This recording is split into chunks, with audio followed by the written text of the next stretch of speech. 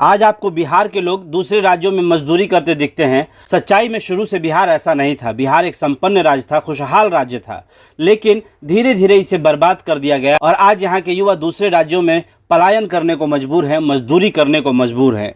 क्योंकि बिहार में एक नहीं बल्कि कई सारी फैक्ट्रियां चलती थी। बिहार में कई सारे कल कारखाने थे, उन्हीं में से एक था डालमिया नगर।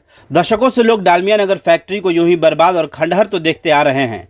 बहुत से लोगों को तो ये पता भी शायद नहीं होगा कि देश को आज़ादी दिलाने के लिए आज़ाद हिंद फौज बनाकर अंग्रेजी शासन के चूल्हे हिला देने वाले नेताजी सुभाष चंद्र बोस से इन शिविरों का गहरा रिश्ता भी रहा है।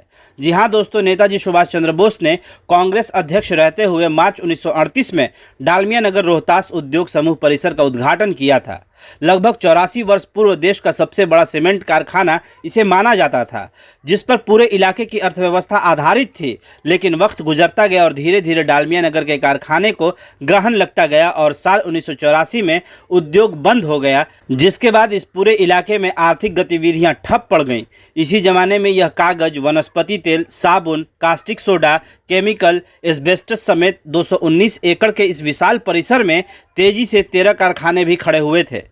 यहाँ 1933 में चीनी कारखाना के बाद 1937 में बिहार के उस समय के राज्यपाल रहे हैं सर मुर्शिद होल्टे ने सीमेंट कारखाने का शिलान्यास किया था। शाहाबाद गजेटेड के अनुसार मार्च 1938 में नेताजी सुभाष चंद्र बोस के द्वारा इसे उद्घाटन किया गया था।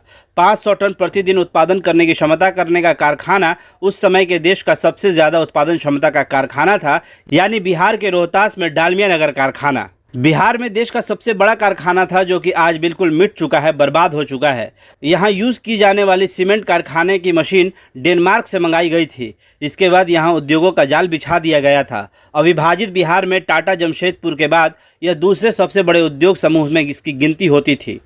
इसके मालिक उद्योगपति राकेश डालमिया का महात्मा गांधी, नेताजी सुभाष चंद्र बोस, डॉक्टर राजेंद्र प्रसाद समेत सभी स्वतंत्रता सेनानियों से बहुत मधुर संबंध थे। स्वतंत्रता आंदोलनकारियों का वेतन मन धन से सहयोग करते थे।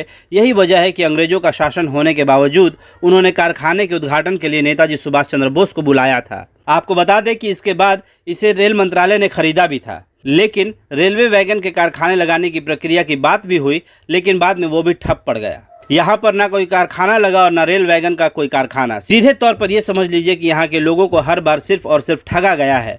हर बार कोई पार्टी आती और कहती है कि हमारी सरकार आएगी तो यहाँ पर फिर से ये कारखाना लगाएंगे, हम इसे फिर से बसाएंगे और फिर यहाँ के लोगों को दूसरे राज्यों में पलायन नहीं करना पड़ेगा। लेकिन ये सब सिर्फ बाहरी छलावा है।